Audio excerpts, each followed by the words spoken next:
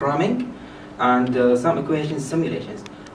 We begin to study some few mathematical equations, like for example the heat equation from heat equations. And when we run this code in MATLAB version, we have a figure which is going to be similar like that, which also Dr. Benson mentioned before.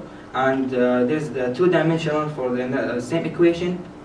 And Allen-Kahn equation, there's the formula for it. And the same thing with the one-dimensional, we have a figure like this. Is a bit more complexly. And the two-dimensional would be like this. This also should be animated.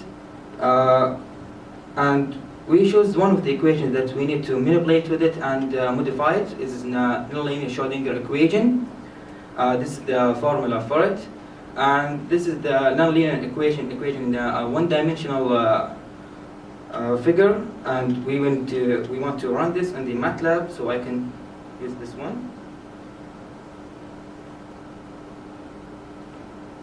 When we run it, we have something like this.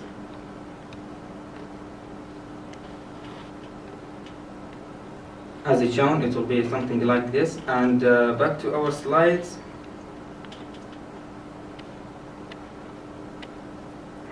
And there's the two-dimensional equation for the nonlinear Schrodinger. And there's the third equation. Here's which is the part that we begin manipulating and we begin to modifying. As you see, the original equation and the initial case that we have, the code that we have been studying, it's been like a circular one, and nothing interesting happened. There's still hidden details that are not clear. So when we run this one,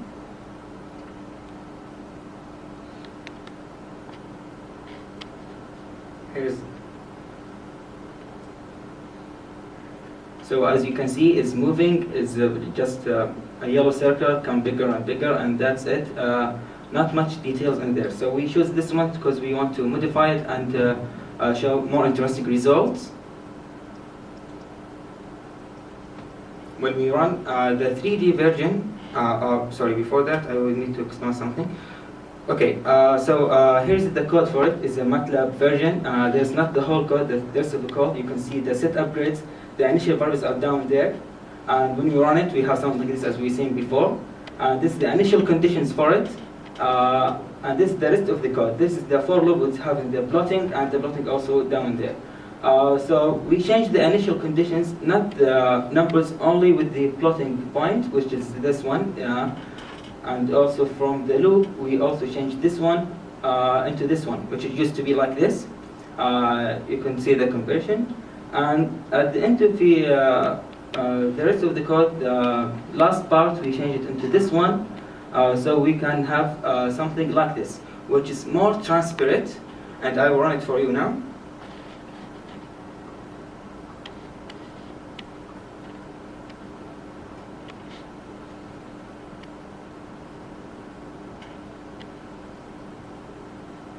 So this one, as you can see, is now we have a color bar, and also it shows much details. It's not like the solid one with the yellow one. It's still running until it's come to the time and space and number of slices. So now it's stopped.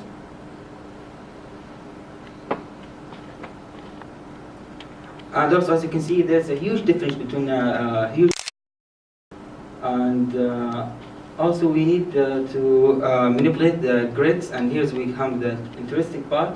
So we change the LX, which is this one, into 10, and the number of time slices into 150. And we could have something like this, which is this interesting. I can do it right now. We change this one into 10, and this one into 150.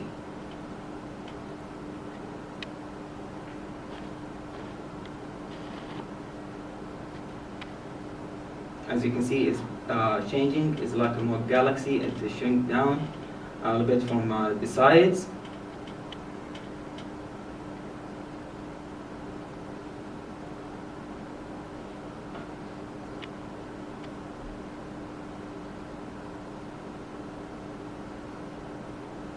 Okay, so this one, not that interesting. So we decide to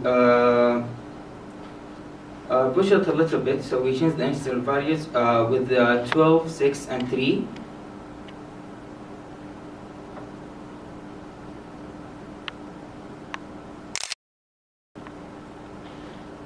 And we increase the time instead of 1.0 into 3.0.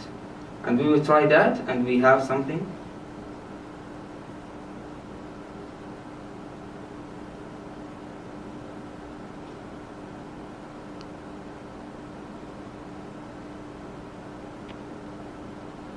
As you can see here, it's pushing the limit behind, and it's shown like it's going to be like a stacked.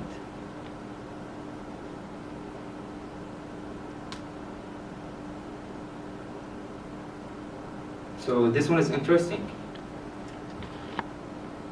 Back to our slides.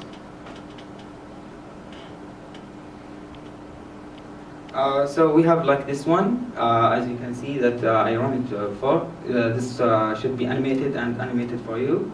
And now due to the fact that we run this code in Python, but it doesn't work finally in my laptop because there's some missing files like NumPy files and API files, and a lot of complexity. So we used a 14th version, as is shown in the arrow,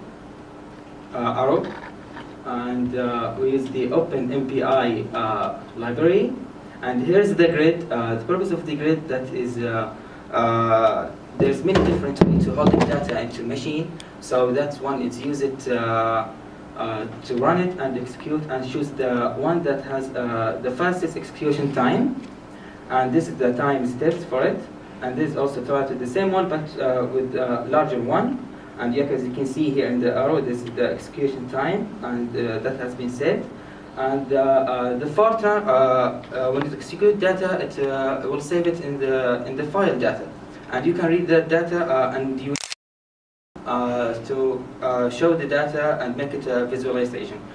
So we use the Power View with a Power Visual application.